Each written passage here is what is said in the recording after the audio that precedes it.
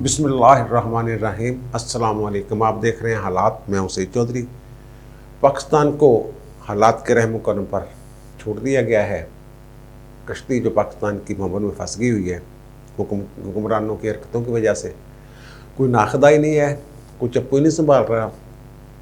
खुद वज़ीर आज़म साहब सऊदी अरब में हैं, आधे वज़ीर उनके साथ हैं, कुछ वज़ीर अमेरिका में बैठे हुए हैं। वज़ीर दाखिला साहब दुबई में मैच देखने गए हुए थे और फिर वो उन्हें स्पेशल फ़ोन करके बुलाया गया, जनाब आएँ हंगामी तौर पर वापस आएँ। टीएलपी वाला मामला हालांकि वो कई दिनों से चल रहा था, इनको पता भी था। और फिर हालात जो रावलपिंडी और इस्लामाबाद के दरमियान मामलात हैं, वो मैं बार बार जिक्र कर रहा हूँ कि वो जनाब खिचड़ी से आगे की कोई चीज़ पक गई हुई है। वो ज़ाहिर प्लानिंग खिलानिंग तो दोनों तरफ से होती है ना। और जो इत्तेहादी हैं खान साहब के, वो पर तोड़ रहे हैं उड़ने के लिए, कुछ भी कर सकते हैं। एमके वाले अपना कोई वहाँ आज पैगाम देने की कोशिश की है उन्होंने। और जो आपकी काफ लीग है, उनके सेनेटर जो कामर अली आगा साहब हैं, उन्होंने अपने इरशादात जो हैं फरमूदात वो जारी किए हैं। और कुदरत का यार अपना एक निज़ाम होता है। इन तमाम मौज़ूआत पर बात करेंगे। कुदरत का, खुदा का एक निज़ाम है। और ये देखें, अल्लाह की कुदरत देखें कि कल तक जिस जमात को कलदम मजहबी जमात या इस तरह का नाम दे के टिकर तक नहीं चलते थे, आज वो हेडलाइन में है, टीवी चैनल्स की हेडलाइंस में है कि जनाब वफाकी हुकूमत का वफद शेख रशीद की क़यादत में मुज़ाकरात के लिए लाहौर पहुँच गया, जनाब अजलास हो गया और वो वहाँ तक चले गए हैं। जिस वक्त मैं ये कर रहा हूँ वीलाग, इस वक्त तक वो रुकावटें वगैरह तोड़ के जीडी रोड पे जा रहे हैं और बहुत बड़ा हजूम है। और जो लोग साथ हैं उनके, वो कह रहे हैं कि काफ़ी उन पर तशद्दुद, जुल्म, आंसू गैस, वो उन्होंने पूरी कोशिश की है पुरअमन रहने की। और अब भी जो खबर दी जा रही है चैनल्स पे, वो यही दी जा रही है कि जनाब तसादम में 2 पुलिस वाले शहीद।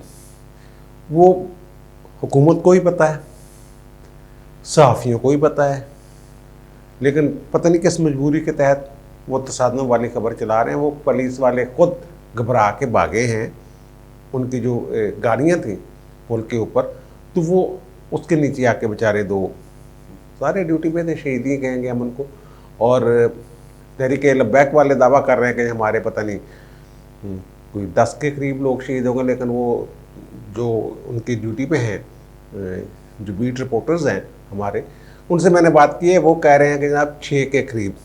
6 भी बहुत बंदे होते हैं यार, एक इंसान की, एक बंदे की जान भी बहुत कीमती होती है। वो 6, वो कहते हैं कि लोग जो हैं वो शहीद हैं और दर्जनों ज़ख्मी हैं। वो प्लास्टिक की गोलियां वगैरह फायर की गई हैं और फिर सड़कें खोद दी हैं उन्होंने कि जनाब आगे नहीं जाने। तो वो मरीज के में रात को क़याम करेंगे। और दूसरी तरफ उनके जो वफद है वफाकी हुकूमत का आया हुआ, वो मुलाकात कर रहा है इस वक्त। शायद जिस वक्त वीलाग मेरा ऑन एयर हो, उस वक्त तक को नतीजा निकल आए तो इनकी तरफ से, टीएलपी की तरफ से भी कुछ उलमा कराम या उनके जो रहनुमा हैं वो मुज़ाकरात में शरीक हैं। और वफाक शेख रशीद साहब वाले जो हैं, वो भी अपने तौर पे जो उनके नाम शाम हैं वो, और ये सारे जो मीडिया हाउसेज हैं, उनके बंदे DSNG लगाई थी उन्होंने कोट लखपत जेल में। लेकिन पता ही चला कि मुज़ाकरात तो वो साद रिजवी साहब तो रात से ही कहीं और मुकाम पे कहीं मुंतकिल कर दिए गए, और उसी मुकाम पे वो कोटलख जेल के करीब है। आप उसको कह लें, को सेफ हाउस कह लें, जो हसास इदारों के होते हैं, वहाँ वो मुज़ाकरात हो रहे हैं। वो कहा जा रहा है कि लोग काफ़ी ज़्यादा उसमें हैं, जो 2-3 नाम दिए जा रहे हैं उनसे ज़्यादा लोग हैं हुकूमत की तरफ से। अगर तो ये मुज़ाकरात हो गए कामयाब, फिर तो वो बताएंगे जनाब फ़लाँ फ़लाँ लोग थे और ये हो गया। अगर मुज़ाकरात कामयाब नहीं होते हैं तो फिर ये इसको खुफिया रखा जाएगा, नहीं बताया जाएगा। बस जो 2-3 नाम सामने आए हुए हैं वो शेख रशीद वगैरह के, वही नाम जो है, और जो उनके मजहबी अमूर के वज़ीर हैं उनके नाम वही बस रहेंगे। और ख़्याल ये किया जा रहा है कि शायद मामलात किसी तरफ, किसी नहज पे पहुंच जाएं और वज़ीर आज़म साहब उन्होंने हाज़िरी दी है रोज़ा रसूल पे नंगे पाँव। पिछली दफ़ा भी जब गए थे नंगे पाँव गए, ये चलो अक़ीदत का एक इज़हार है कि हम जनाब जो मदीना के सरज़मीन है मुक़द्दस, वहाँ जूता भी लेके नहीं चलना चाहते नंगे पाँव। एक अक़ीदत का यार ये होता है। और दूसरा, आज साद रिज़वी साहब की जो नज़रबंदी में तोसीक़ के हवाले से इजलास था रिव्यू बोर्ड का, जो सुप्रीम कोर्ट के जज और लाहौर और हाई कोर्ट्स के 2 जजों पर मुश्तमिल थी रुकनी बेंच, तो वो जनाब मेरा ख्याल यही है कि क्योंकि जेल से उनको रात मुंतकिल कर दिया गया था और एडवोकेट जनरल ऑफिस में कोई इजलास वगैरह हुआ था इनका, मुशावरत वगैरह, तो फिर वो इजलास जो है वो कोई सिक्योरिटी पर्पज़ या क्या मामला कह के वो इजलास मुलतवी कर दिया गया है। अब उसकी अगली डेट आएगी और मुझे तो यही लगता है क्योंकि जेल से उनका वीडियो लिंक के ज़रिए रब्ता होना होता है, वो जो बंदा है, तो या उनको सुप्रीम कोर्ट लाहौर रजिस्ट्री में लाया जाना ज़रूरी था, इसलिए इन्होंने, क्योंकि वो जेल में थे नहीं, इनको पता था, इसलिए इन्होंने को रिक्वेस्ट पोस्ट की है। जो भी हुआ बहरहाल वो रिव्यू बोर्ड नहीं हुआ। अब हुकूमत के पास ये उसकी कोर्ट में गेंद है कि छोड़ती हैं कानून के मुताबिक क्या आगे इकदाम करते हैं। बहरहाल ये उन्होंने बता दिया है तहरीक लब्बैक के कारकुनों ने, वो जो हम कह रहे हैं ना उस वक्त से डरे, जब मैंने कहा था जनाब नून लीग वाले अवाम से डर रहे हैं कि उनके लोग कहते हैं लीडरान को, आम कारकुन या MP MNAs कि जनाब वो अगर हम बाहर ना निकले तो अवाम का तो पैमाना सब्र लबरेज़ हो चुका है, तो वो कहीं खुद ही सड़कों पर निकलें और हमारा वो, तो लोग कहते हैं जनाब ये कैसे क़यादत के बगैर कैसे लोग अपने तौर पर निकल सकते हैं। ये TLP वाला यार उन्होंने साबित कर दिया, उनके जो कायदे हैं बनते ना, जो दूसरी क़यादत है वो सतह की क़यादत नहीं है। जो इस वक्त इसकी रहनुमाई कर रहे हैं TLP की जो लोग, उनमें उलमा हो सकते हैं, उनके अपने मदारस जो हैं वो मौसर हो सकते हैं, लेकिन ये नहीं है कि जनाब उनकी क़यादत करने वाला एक बंदा जो है उसके पीछे वो, ये इससे ये भी समझ आ जानी चाहिए कि बग़ैर लीडर के भी अवाम जो है वो सड़कों पर निकल आते हैं और फिर उनको कंट्रोल करना बहुत मुश्किल होता है। लेकिन ये अल्हम्दुलिल्लाह शुक्र है कि अभी तक वो जो लोग हैं जो इस्लामाबाद की तरफ कारवां चल रहा है, मुरीद के में रुकेंगे, वो किसी न किसी कोई ना कोई छोटा मोटा लीडर या बड़ा लीडर उनको कमान कर रहा है। अभी वो किसी के कहने में है, वो छुतरे बेमहार की तरह नहीं जा रहे। ये एक व्लॉग में मैंने कहा था कि इन्होंने इस्लामाबाद धरने के ख़िलाफ़ फ़ौज को बुलाया था, तो फ़ौज ने कहा जनाब पहले रेंजर्स को इस्तेमाल करें, फिर FC को इस्तेमाल क्यों नहीं किया वगैरह वगैरह इस तरह की बातें। जब ये अदारे ख़ुद को गैर जानबदार कहना शुरू कर दें कि हम गैर जानबदार हैं, ये तो असल में हुकूमत के ताबे हैं। अगर वो ख़ुद को गैर जानबदार कहना शुरू कर दें तो फिर इसका मतलब ये होता है कि ये हुकूमत के साथ नहीं है। रेंजर जो हैं उनके दस्ते बुलाए गए थे यहाँ, लेकिन उन्होंने कोई ना कार्रवाई की, ना उनको कोई हिदायत आई। बहरहाल सुना है कि CCPO लाहौर और DPO शेखुपुरा एक जगह पे उनके निर्गे में आ गए थे मुआब के, तो वो रेंजर्स ने उनकी जान छड़वाई है। इससे ज़्यादा रेंजर का यहाँ वो किरदार नहीं। इससे आप समझ आ जानी चाहिए उन लोगों को जो कहते हैं कि जनाब अगर अदारे गैर जानबदार हो जाएं, साथ ना रहें, खान साहब को ये समझ जानी चाहिए। तो फिर इसका मतलब यही होता है कि वो हुकूमत के जो दूसरा फ्रीक है उसकी एक तरह से इनडायरेक्ट वो सपोर्ट हो रही होती है, उनकी मदद हो रही होती है। ये सारा मामला है, समझने की ज़रूरत है। और फिर वो वहाँ बलूचिस्तान में कुछ वज़ीर बलूचिस्तान में गए हुए हैं यार, वो सादिक संजरानी और परवेज़ खटक साहब वहाँ कोशिश कर रहे हैं कि जाम कमाल के ख़िलाफ़ जो तरीके, वो बड़ी आज खबरें चलती थी इस्तीफ़ा दे दिया, इस्तीफ़ा तैयार, अभी आएगा अभी जाएगा, वो चल रहा है। 25 तारीख को उसकी होनी है मरदम वो गिनती शिनती तरीके अदम एतमाद की, तो कल का दिन है, बीच में देखें क्या बनता है। लेकिन वो सुना है कि वो भी जो गैर जानबदार हो गए हैं मुक़्तदरा के लोग, तो उससे वो मुसीबत जो है वो खड़ी हो रही है, प्रॉब्लम्स पैदा हो रही हैं। इस सारी सूरत हाल से अंदाज़ा लगाना मुश्किल नहीं है। मैंने ये कहा था 2014 वाले हालात, और फिर मैंने ये कहा था कि ये आफ्टर शॉक्स हैं रावलपिंडी और इस्लामाबाद के दरमियान जो तलखी हैं उनके। तो लेकिन मैंने कल कहा था आफ्टर शॉक्स नहीं, मुझे किसी ने कहा ये तो जल्जला शुरू अब हुआ है, ये जल्जला आ गया है मुल्क में। तो ये सारे जो बाप वाला मामला है, बलूचिस्तान वाला, जाम कमाल वाला, फिर ये निकल आना इनका तहरीक लब्बैक का, फिर उसको कंट्रोल ना कर पाना, फिर मुक़तदरा का मदद के लिए या गैर जानबदार खुद को रखना, फिर शेख रशीद साहब का मुल्क से इन हालात में गायब हो जाना, ये सारी चीज़ें इनको जोड़ें।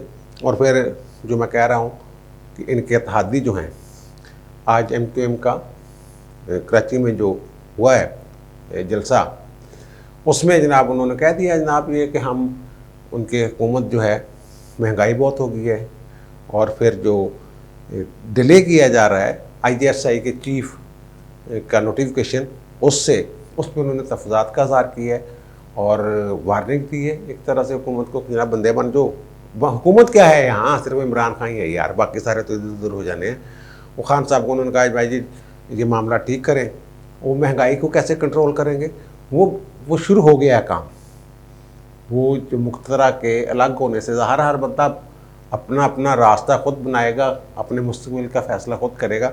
और काफ लीग जो है वो जिसके साथ खड़ी होती है वो कहते हैं हम आखिर तक खड़े रहते हैं, लेकिन आज उनके सेंटर कामल अली आगा साहब ने किसी TV चैनल पर कहा है, वही बातें की हैं, लेकिन अब महंगाई बहुत हो गई है, हम आवाम को क्या मुँह दिखाएँगे, फ़ौज के साथ पेज पे नहीं रहे, ये हो गया है, वो हो गया है, सारी वही बातें जो MQM कर रही है, वही काफ लीग ने शुरू कर ली। अब MQM के हैं 5 बंदे और 7 बंदे हैं, सॉरी काफ लीग के हैं 5 बंदे, MQM के हैं 7 बंदे, ये हैं 12 टोटल। और इनके 100 मेरे ख्याल 76-77 वोट लिए थे इन्होंने एतमाद का जब वोट लिया था, तो 6-7 बंदों का ही इनको है वो बर्तरी। अगर ये 12 बंदे अलग हो जाते हैं तो अक्सरियत तो गई खान साहब की। और मुझे तो ये लग रहा है कि ये तो अब नवाज शरीफ और बिलावल ज़रदारी के सहारे पे खड़े हुए हैं, आसिफ ज़रदारी के सहारे पे खड़े हुए हैं। ये 12 बंदे अब जो मैं ज़िक्र कर रहा हूँ कि इत्तेहादी अलग होने के लिए पर तोल रहे हैं, ये अगर पर तोल के अलग भी किसी डाल पे जाकर बैठ जाते हैं तो ये इमरान का कुछ बिगाड़ नहीं सकते, जब तक पीपल्स पार्टी और नून लीग जो खान साहब को कल्टी मार के नीचे गिराने का अपना सोचे, इन उस तब्दीली की बात मैं कर रहा हूँ। तो वो अभी पता नहीं क्यों ये अवाम ज़ाहिर है वो जो कह रहे हैं नून लीग के MP MLAs के लोग बड़े गुस्से ने, मियाँ साहब कुछ करो, तो ये इनको कुछ करना ही पड़ेगा। क्योंकि वो मुझे एक बंदे ने FIR भेजी है कि जनाब किसी ने मस्जिद में ऐलान करवा दिया बददुआओं के लिए KP में, तो उसको भी पकड़ के वो पता नहीं स्पीकर पे ऐलान करने का कोई एक्ट है उसके तहत अंदर कर दिया कि जनाब उन्होंने वो तंग आके बंदे ने ऐलान किया कि जनाब इमरान खान को बददुआवां दो, सारे इकट्ठे होके बेड़ा गर्क कर दिया मुल्क का, जो भी इस तरह के मामला हैं। तो अब ये खान साहब जो हैं ये चल रहे हैं। अब मैं ये समझ रहा हूँ कि ये अपोजिशन की जो जमातें हैं उनके सहारे खड़े हैं। अगर अपोजिशन की जमातें किसी के साथ हाथ मिला लेती हैं, वो शायद ये तासर नहीं देना चाहते कि हमने हाथ मिला लिया किसी से खान साहब के ख़िलाफ़ किसी मुक़तदरा से, तो इसलिए वो शायद मे भी अभी थोड़ा टाइम लगे। लेकिन खान साहब समझ रहे हैं कि जनाब मैं बड़ा पॉपुलर हूँ, और फिर आजकल वो तस्वीर भी उनकी जो है वो उसकी हरकत तेज़ हो गई है, और फिर पीर भाई तो इनके काफ़ी हैं, लेकिन वो जो इनकी हरकतें हैं अब ये PTI के हलकों में इस्लामाबाद में ये एक अफवाह बहुत ज़्यादा, अब जितनी अफवाहें हैं उनको हर अफवाह पे यकीन भी किया जा सकता है और सच्ची बात पे भी यकीन करने से बंदा कहता है कि यार बदली हो सकता नहीं। अब ये बात बहुत ज़्यादा तेज़ी के साथ वहाँ ये कही जा रही है कि 2 बड़ों में से एक जाएगा, ये ज़रूरी नहीं होता, लेकिन पेशगोई की जा रही है कि या इमरान खान जाएगा, अब उसको डिकोड कर देते हैं, या जनरल बाजवा साहब जाएंगे। यानी कि जनाब ये कह रहे हैं कि मेरे पास इख्तियार है, मैं उनको हटा भी सकता हूँ ओहदे से, सैक कर दूँगा, ये कर दूँगा, वो कर दूँगा। और जब ऐसी बातें होना शुरू हो जाएं, असेंबली तोड़ने वाली बात, असेंबली तोड़ने से तो उनको कोई फ़र्क नहीं पड़ता, वो कहते तोड़नी तो कल तोड़नी तो आज तोड़, इस्तीफ़ा देना कल तक छाड़े आज दे, ये तो वो अपोजिशन भी कबूल कर लेगी। लेकिन दूसरी बात जो है कि वो इनसे ज़बरदस्ती इस्तीफ़ा ले लिया जाए, जैसे नवाज शरीफ से कोशिश की गई थी एक दौर में, और फिर एक दौर ऐसा भी आया था नवाज शरीफ और असाक खान दोनों से इस्तीफ़ा ले लिया गया था, दोनों को घर जाना पड़ गया था। अब ऐसी कोई सूरत हाल नहीं है कि GHQ वाले से भी इस्तीफ़ा ले लिया जाए और इस्लामाबाद वाले से भी इस्तीफ़ा ले लिया जाए, ऐसा नहीं होगा। ये जो जिसको कहते हैं ना रावलपिंडी वाले, इनकी प्लानिंग बड़ी लंबी होती है, दूर की होती है। ये बस ऐसे नहीं होता कि जनाब फौरी रिएक्शन के तौर पे, जैसे मुशर्रफ वाली जो कू हुआ था 12 अक्टूबर 1999 वाला, वो बाहर ऐसे लग रहा था कि अचानक हो गया।